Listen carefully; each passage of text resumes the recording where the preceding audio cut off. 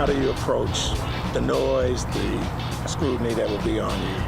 I mean, I feel like at this level in the NFL, everybody in the spotlight. You know, you got to prove yourself each and every day. You know, that's the beauty of it. That's the beauty of this game. You know, and that's why it's so rare.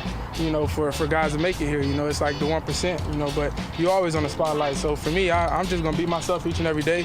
You know, not try to be anybody else, and just go out there and put in the work like I always been. And and just the results will show. Michael Penix Jr., 8th overall pick in the draft. He's in a tough spot. He had no say over whether or not he was going to go to Atlanta. Yeah.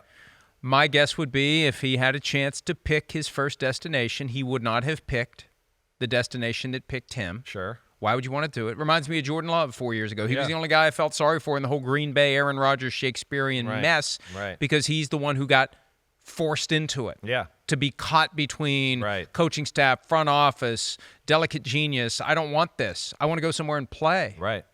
And based upon what we saw year 4 of his career, he should have been playing all along. Yeah, right. He's had 3 years of his life wasted sitting on the bench when he could have been playing and getting better. Yeah. But Michael Penix can't say that. Yeah. He's in a tough spot, and he's the one out there because of the rookie minicamp. He's the one answering the questions. I want to hear from Kirk Cousins. Yeah. Oh, we all do. I mean, of course we do. I mean, he's the one that we know is going to be more emotional about this probably than Michael Penix, right?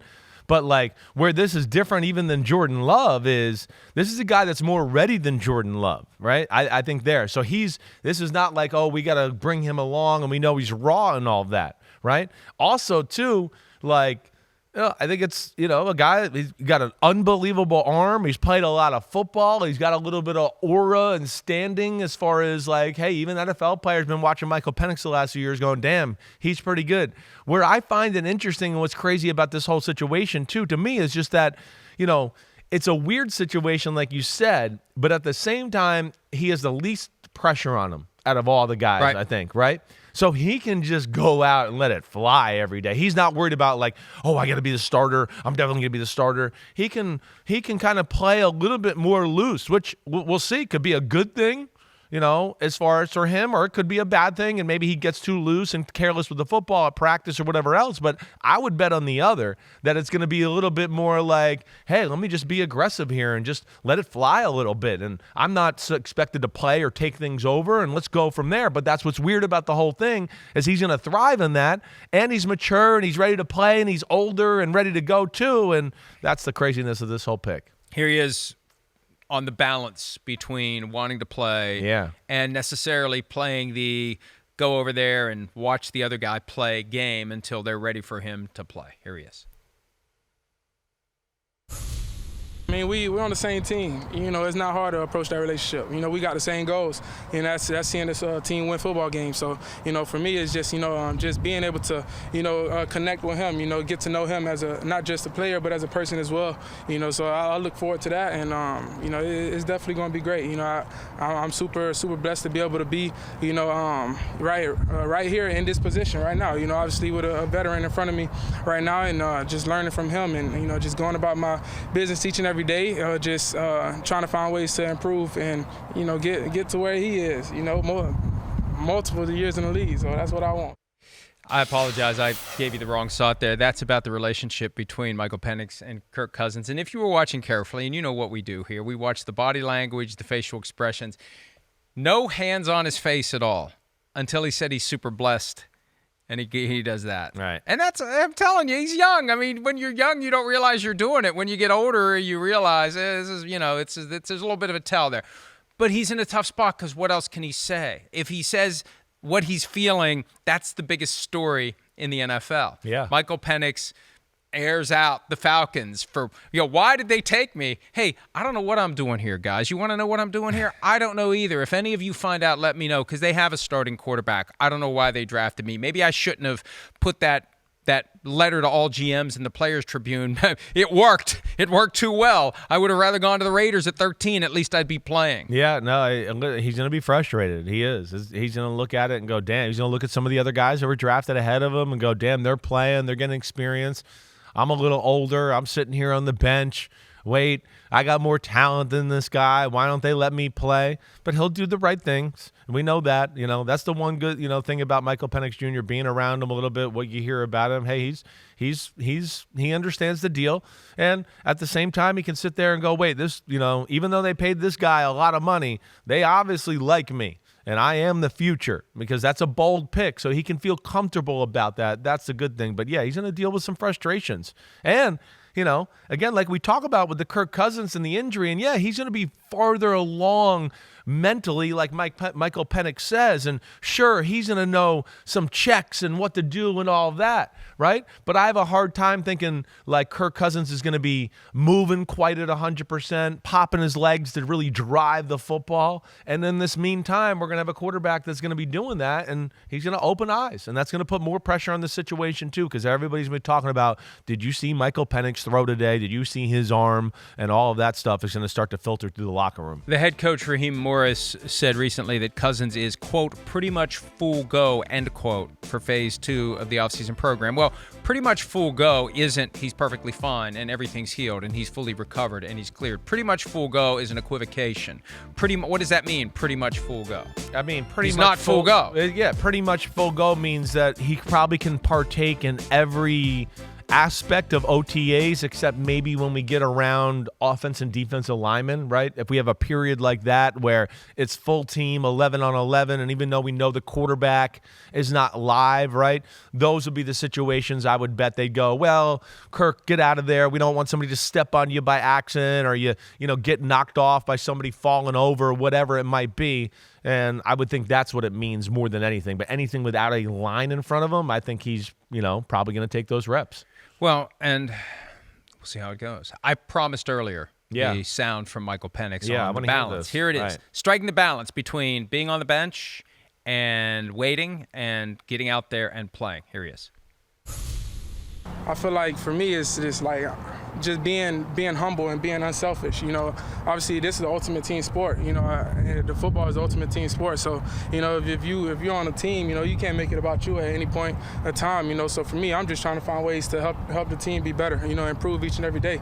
That's what it's all about. I just got to come in and do my job. I've been through adversity. I've been at moments where I wasn't on the field.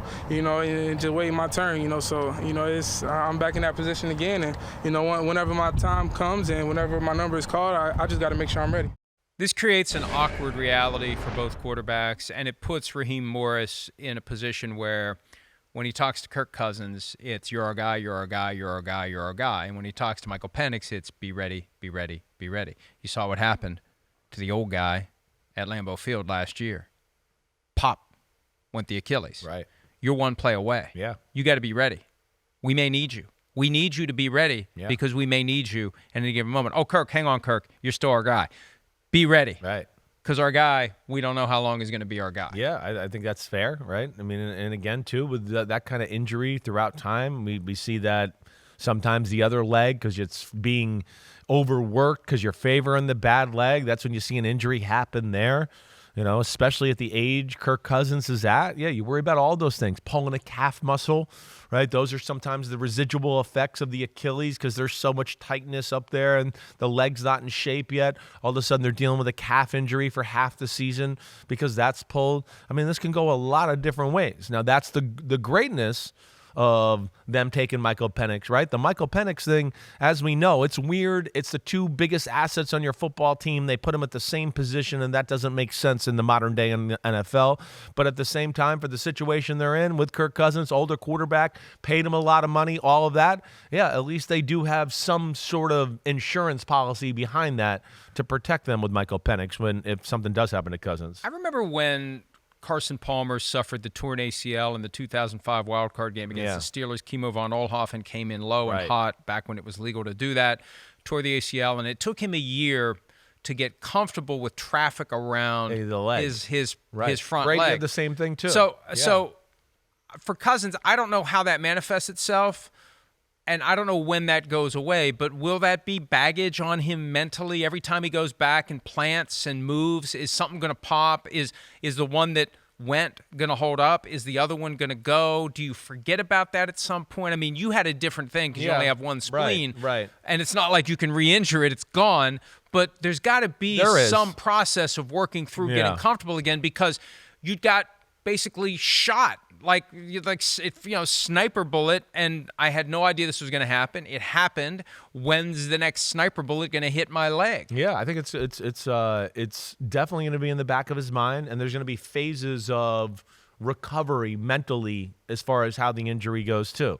You go through a phase of, wait, just do I feel right? Like, oh, let me be careful. Like you said, stepping up in the pocket, making any like aggressive move, right? And then it's going to become, oh, I feel good doing all that. That's out of my mind. But then it's going to become, oh, wait, let me be extra careful of people around my legs, right? Let me just get the ball out of my hands because there's people around my legs and all that. And that's what you worry about. You worry about the unconscious, or what do you want to say, self-consciousness of that affecting your decision-making as players playing the quarterback position. Does that make sense? And you got the 8th overall pick on the sidelines. If you start screwing up because you're thinking too much, or if you're not getting it done, there. and if you're not getting it done, they may accelerate the timetable for the other guy. Yeah, I mean, these are all crazy things that can happen here. mean, it's still the craziest. It's still one of the craziest. I'm not even joking. When I talked to some NFL people on Saturday, right? It's still one of the top 3 subjects people talk about in the NFL. Like, when I haven't caught up with this person in a while, right?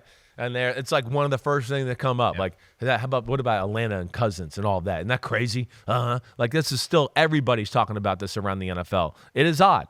And, we'll see where it goes for Atlanta. I still think that he could get traded and will get traded either after 2 years or maybe after 1. Maybe. It may be after 1 year. A lot's going to happen between now and the end of this season, and we'll know whether or not it buys 1 more year for Cousins. But I think 2 years is it. And how can you justify sitting Michael Penix Jr. for 3 years? Right. It has to be. That's what I expect too, Mike. Hi, it's Mike Florio. Thanks for watching PFT on YouTube. Hit subscribe for the latest news and analysis from Pro Football Talk.